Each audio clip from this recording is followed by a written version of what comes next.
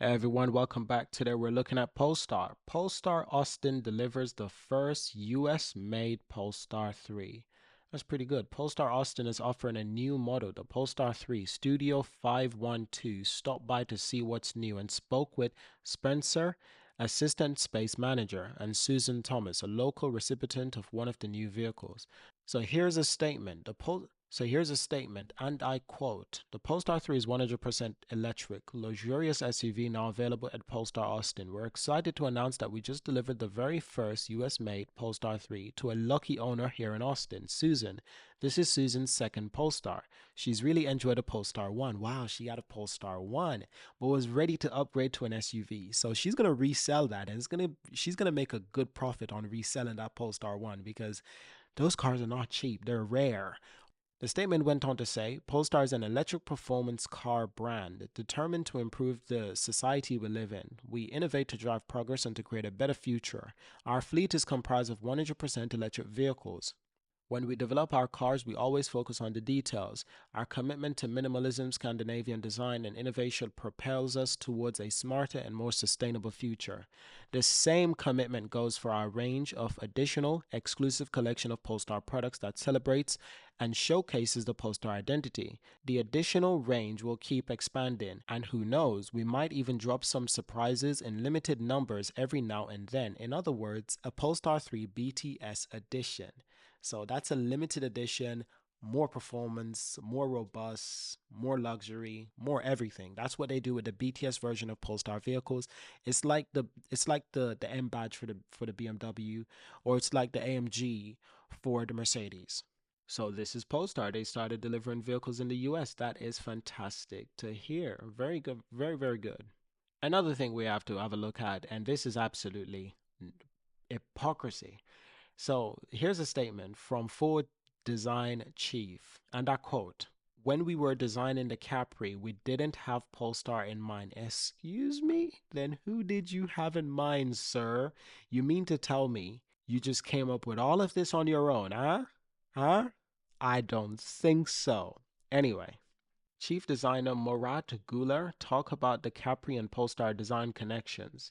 New Capri comes in two battery sizes from launch with a smaller unit to follow. The car sits on the same Volkswagen Group MEB platform as the Ford Explorer.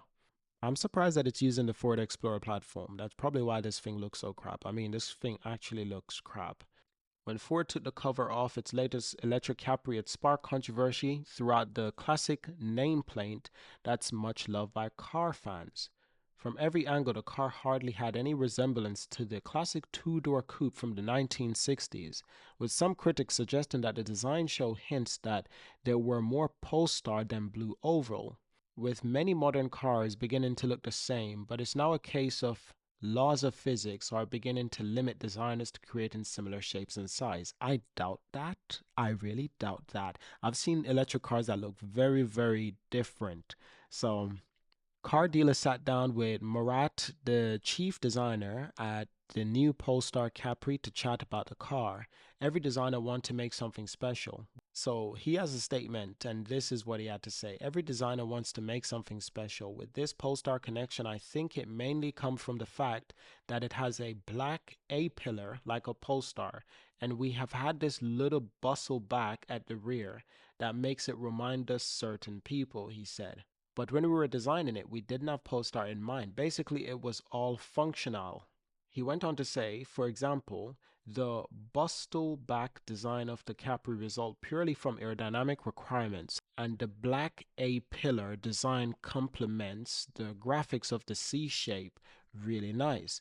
With these two things, I can understand why people can see the similarities, but at the same time, in terms of proportions, it's a very different vehicle. We're aware that it's a different vehicle.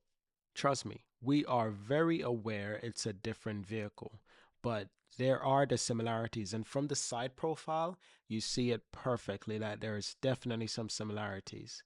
And I'm sure those designers were aware of the Polestar too. So you must have did it knowingly at least. Might not be intentionally, but did it knowingly and just decided, yeah, this is the best option. He also went on to say, for another example, there's also a 10 centimeter difference in roof height, and the Polestar is very compressed package, whereas our car is a lot bigger and higher. Yeah, that makes it uglier, I'm afraid. If there's any similarities, they're driven by functionality or function and aerodynamics. The new Capri sits on the same platform as the Ford Explorer. We know this. The price starts at £42,000 for the base model and rises to £46,000 for the top of the line version. Very interesting. Very, very interesting. But I find it particularly interesting that they're just saying it had nothing to do with Polestar, no design philosophy or interest at all. So you mean to tell me this shape right there where the windows are from the front to the rear, especially the rear, you didn't notice that that's taken a familiar shape at all? You didn't notice? Of course you noticed.